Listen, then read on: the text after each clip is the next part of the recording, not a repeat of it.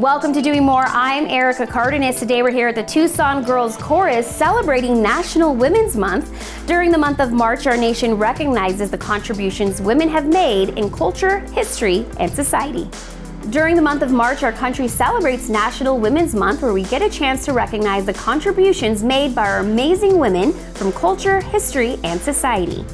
It's a time to honor our inspiring women leaders, activists, and role models, both past and present, and those who've risked their lives for fighting justice and equality. Just like the Tucson Girls Chorus, an organization whose mission is to prepare a diverse group of young women to be confident leaders through participation, leadership, and the arts.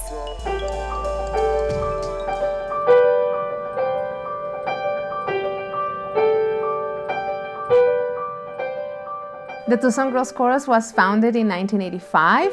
We serve girls K through 12 who love to sing in an array of ways. We have two locations, one in central Tucson, serving K through 12 singers, and then in the northwest location, serving K through 5th with a short season program for high schoolers.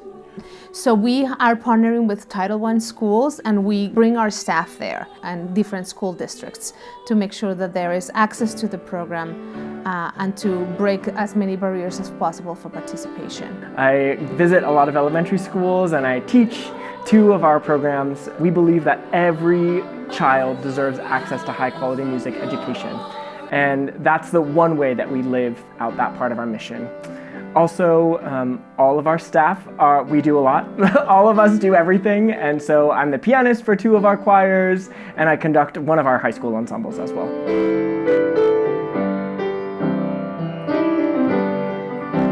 I was quite a shy singer when I started. I was not good on tonality or rhythm, and I could barely sight read at all. So I think I really helped with that, and my peers really helped me become a stronger singer and a lot more confident in what I do. They've been really helpful. They are always there if you have problems, both personal and just musical. I've had a lot of help with auditions for them for different things too, and so Nikki has really helped me with finding the right song for that audition and strengthening my voice and sight reading for that audition.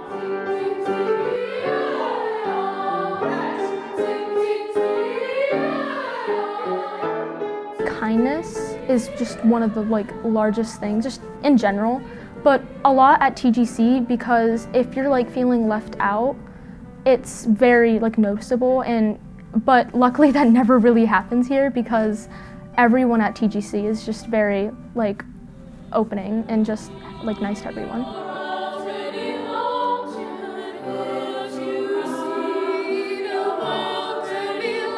Girls come from all backgrounds, all types of backgrounds. But when they come here, they come and join a common goal, and a common passion. And they create such strong relationships that some have lasted a lifetime. I feel incredibly proud to be part of this team, this particular staff team, and I feel really lucky to be part of this passionate team of music educators who do everything for these singers.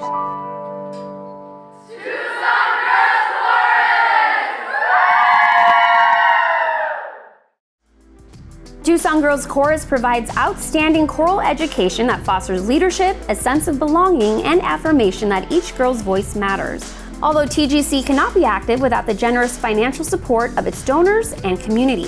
If you'd like to support TGC's mission, visit their website at TucsonGirlsChorus.org. What a harmonious way of giving back where the strength of sisterhood abides. I'll be right back with more on Doing More right after this. Welcome back to Doing More. We're celebrating National Women's Month here at the Tucson Girls Chorus. Did you know that in 1980, President Jimmy Carter issued the first presidential proclamation declaring the week of March 8th as National Women's History Week? Then in 1987, President Reagan then issued a presidential proclamation proclaiming March as Women's History Month and calling upon all Americans to mark the month with observances to honor the achievements of American women. Now let's take a look at how one inspiring woman has been leading All In Education, an organization that positively impacts the Latino education experience, the 2024 MAPA Summit. Today we're at the MAPA Summit. It's our 4th annual summit where we release to the community account of academic numbers and also this year our solutions to reducing the gap of opportunity for Latino students in Arizona. Today we invited funders, community members, business leaders, and parents so that we could all come together and address these very difficult issues. It's important to take a deep dive into disaggregated data amongst proficiency levels for Latino students and to come together as a community to see what we can do about it. This year, our MAPA Summit is going to focus not only on disaggregated data for Latino students, but we're going to take a deep dive into our leadership programs because that's our theory of change. Without strong lived experience and strong leaders, we can't make the changes that we need to close those opportunity gaps. All in Education was founded by our board chair, Luis Avila, who is actually our host this morning. He will be sharing a little bit about the history and the context, but we were established to ensure that we were represented at the highest levels of education decision making. So for example, right now, Latino students in Arizona make up 48% of the student population, but when you look at the state level education boards, we're only 17% of the makeup of those bodies that are making decisions on policies on behalf of the entire student population in the state. So we were established to make sure that those governing bodies, the people that are making policy decisions, programmatic decisions, practice decisions, whether they're in the classroom or at the board level, that our community is represented at every level of education. When we actually started All in Ed, it was in the middle of 2020, at the height of the pandemic, and some of the first folks that I turned to when students were experiencing disconnectivity issues with Wi-Fi and broadband were our partners at Cox, who stepped up and helped us get the Connect to Compete program expanded in communities like South Phoenix, where we work heavily in. So we're thrilled to continue to grow our partnership with Cox. Very excited to expand it this year. We just had Julio Herrera, a senior executive at Cox, join us on the board of directors for our organization, and we're just excited to continue to grow our relationship and our collaboration with Cox Communications. I really want folks to get involved with ensuring that education continues to be a priority for all of us. It is what drives our economic future as a state, and we have to make sure that Latinos are well positioned to be the future workforce, because they will be, regardless of whether or not we're ready for it. And so we're building a movement of leaders, community, grassroots, and grass tops to come together and really rally behind this mission. So I invite folks to visit us on our website, allineducation.org. They can find a copy of our MAPA report and join us on this journey that we're on. The All in Education 2024 MAPA Summit was an event that evaluated, measured, and reported on the state of Latino education power and influence. An event that pledged to ensure that no child is at risk of falling behind, where parents feel valued and supported, and most importantly, where all kids feel loved and honored in their classrooms. For more information or to donate to All in Education's mission, visit allineducation.org. We also had a chance to attend the 2024 AZ Commerce Authority Broadband Summit, where the discussion was all about digital equity. Take a look. So we are at Internet Summit today, and we're talking about broadband, fiber optic, and all the digital equity, how we are, as a state, looking into the issue of digital literacy and also into fiber optic world. You know, today's event is important from a couple of different perspectives. It puts together in the same room people who are internet service providers, community helping organizations, government entities, to really talk about the one thing that is really is important to our community, and that's getting people access to reliable, affordable, high-speed internet. I think it's really important to have the voice of the internet service providers in the discussion about how the state moves forward, and making sure that everybody understands the expectations and there's a mutual understanding about how building networks and providing services actually ends up working at the end of the day. So I think, you know, the provider panel is a great opportunity to share some of that perspective that people who are end users of the internet product may not have an understanding about what it takes, and particularly what it takes in a state like Arizona to expand service. And so I think it's a great way to engender partnerships and to get allies to help work together to make sure we're all working together to solve the problems. If there's no workforce, there's no internet, there's no fiber. So workforce is the key for the internet. Community college is the solution to a lot of the problems. We know how to do a stackable short certificate very quickly, and workforce training, upskilling. So connecting with them is so crucial. I had the opportunity to speak to how Pima County is focusing on 3 areas that really enhance digital inclusion. So the middle mile infrastructure and helping to build out to communities in our county that currently don't have the high-speed internet that they need, as well as talking about identifying gaps in digital literacy initiatives or where people don't have access to devices and tools, and how we as a county can work with not only internet service providers, but community helping organizations and municipalities to accomplish the goal that everyone can have access to affordable high-speed internet and the devices, tools, and resources they need to be the best them that they can be. We want to make sure that Arizona leverages every opportunity to take advantage of those resources and do so in the most efficient and economical way. The 2024 AZ Commerce Authority Broadband Summit provided an opportunity for federal, state, tribal, local government, industry, and other key collaborators to discuss ways we can work together to efficiently and effectively utilize these federal dollars to the maximum extent. For more information, visit azcommerce.com. What a way of doing more. Don't go away, we'll be right back. Welcome back to Doing More. We're here at the Tucson Girls Chorus celebrating National Women's Month. And speaking of a group of young women, the Tucson Girls Chorus believe that every voice deserves to be heard, cherished, and celebrated. And they also believe that every girl's voice matters. For nearly 4 decades, the team has been nurturing young talent and empowering young hearts to grow into confident, compassionate, and community-minded individuals. Their mission is to create a space where confidence soars and lasting friendships bloom, all through the shared love of singing together. We traveled to Las Vegas, Nevada, where in honor of Black History Month, the community celebrated the 100 Black men of Las Vegas who mentor students in need. Take a look.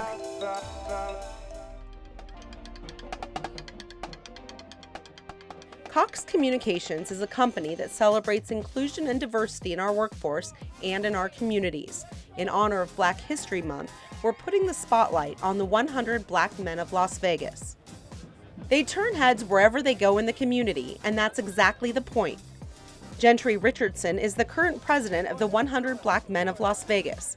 He stresses the importance of seeing their members sharply dressed in business attire. One of our mottos is what they see is what they'll be. So we want to show our youth, Black men, in a professional type of setting so that they can see that that is something that is possible for them. The biggest need for the community is simply helping develop our children from pre-K all the way through college. Understanding that good grades and staying productive in school is the key to being a productive citizen. When children look at the organization, they see doctors, lawyers, policemen, business professionals, and government leaders. They teach our youth to dream, and according to Arias Douglas, that approach seems to be working. As a young Black man, I feel like other Black men should see that and be like, those are some successful and well-taught and well-rounded young men. We're new, we're transplants to Las Vegas, and I really wanted Ethan to have a sense of connectedness. It was very important to me that he feels a sense of belonging in establishing his identity as a growing young Black man. So I try to look for programs where he can see other people that look like him and be strengthened and feel supported. Starting at the elementary level and continuing through adulthood, the group reaches the youth in Southern Nevada through a variety of programs, which include mentoring, education, health and wellness, economic empowerment, and leadership development. The motto is, they will be what they see, and that's what the 100 Black men stand for. It's all about creating those opportunities for young people in school through education and really creating that hope and that inspiration. Another important component involves diversity scholarships. Each year, a college-bound high school senior is granted a scholarship thanks to a partnership with Cox Las Vegas. Dr. Elizabeth Glover believes these efforts today will have a lasting impact on tomorrow. I do believe that when our youth have a sense of identity, they're less likely to commit any kind of deviant acts because they have that sense of connectedness to the community. And when you just see the youth and see the kids and the changes that we're making, we have individuals that are members now that were mentees. So when you see that and you see the change that you're making, the generational change that you're making, that's our payment. It makes it all worth it. We headed to San Diego, California, where Alzheimer's San Diego is making a huge impact in the lives of those affected by the disease and their families. You get 2 more letters. I need them. I don't have anything good. Tom's diagnosis came in 2019. Smart. I love it. I'm not sure that I knew what Alzheimer's was, because I'd never even thought of having Alzheimer's. It didn't seem real. As I learned more about it, I didn't feel very good. I felt bad.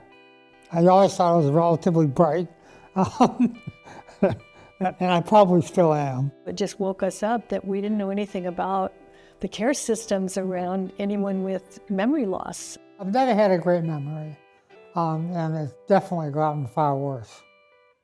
So it's definitely showing up. I mean, I have no pretense that I'm not affected by it. It has affected me. Do I like it? No. But can I do anything? No. I started out viewing their offerings online to learn more about the disease, which was really helpful. I discovered that they had this, unending library of resources about any topic you wanted to better understand. Probably the very best thing that happened to me was I joined a Zoom women's support group. One of the members said, "Nancy, you live in complete denial." And everybody laughed in the group, and I said, now start with why denial is bad. I don't think there's any winning and not acknowledging it. So. One thing that Tom did is he called and asked for a referral for a therapist, and he got that, and we have been working with her ever since. She talks us through different things and tells us where we're doing well and where we're not doing as well. And she's very smart and intuitive and has done a lot of work in this space. So it's been a really deeply valuable addition to the journey that we're on. As a result of having it, I'm not supposed to drive at all. So not driving is extraordinarily hard for me. But it is what it is, and you have to do what you have to do. Put it like it is. We laugh a lot. We've made a promise that we would laugh every day, and he's got a great sense of humor. We had to figure out how we remain happy and loving and glad to get up every day and say, well, this is a day we've never seen before. I'm going to live my life as best I can for as long as I can. Alzheimer's San Diego is the centerpiece of the journey that we're on, and it makes all the difference in the world to us. We'll be right back with Doing More after this. Welcome back to Doing More. We're here at the Tucson Girls Chorus celebrating National Women's Month. While in San Diego, our final stop was at the Metropolitan Area Advisory Committee, who's committed to providing quality childcare to families to maximize self-sufficiency for families. But MAC is facing a crisis. Many of its classrooms are empty because they just can't hire enough teachers. If you're interested in becoming part of MAC's mission, link to the QR code on your screen for details on current openings, or you can always visit macproject.org. Up goes a bubble. You saw the big bubble? MAC started out in 1965 as the Mexican American Advisory Committee, really focused on being able to open opportunities for Mexican Americans that were in the United States, specifically in San Diego. In the 1970s, the name changed to the Metropolitan Area Advisory Committee, and really to let itself be known that it's an organization that is very inclusive and it's open to all. We have blue and dark blue. Our focus with the children is not just a child care program where we're taking care of the children while the parents go to work. It's a wraparound program for the family as a whole. And he has claws, look at that. They just seem very happy to have a place to be. They eat lunch with us, we eat breakfast with them, so we're sharing a lot of things like the families do too. So we become their extended family during the day. That was being very friendly of Paisley Hunt. Thank you. The outcomes that I get to see from the children learning, their smiling faces, them wanting to come to school, the parents that come back to me and tell me that I've helped them so much and I've helped them to be their children's advocate. Right. It's part of an organization that has a mission of maximizing self-sufficiency for families. Once you come in and you've been working here for a while, you can go up to about $74,000 for a preschool teacher, and that's very competitive here in the county of San Diego. It is critical that we get them in as soon as possible so that we can start that development of the 0 to 5, which is the most critical years of learning for children. Just having genuinely good-hearted teachers that want to be here, that want to see these children grow and flourish and have the opportunities that they can give them. It's a good program for children that need it. The sooner that we can get them here, the sooner we can open our classrooms, which are in high demand by the children on the waiting list. Tomatoes and cheese, and that's all, please. I want to thank the talented young women from the Tucson Girls Chorus for allowing us to celebrate National Women's History Month with all of them. You all sound so incredible and so amazing. Before we sign off, please enjoy the Tucson Girls Chorus performance of Turn.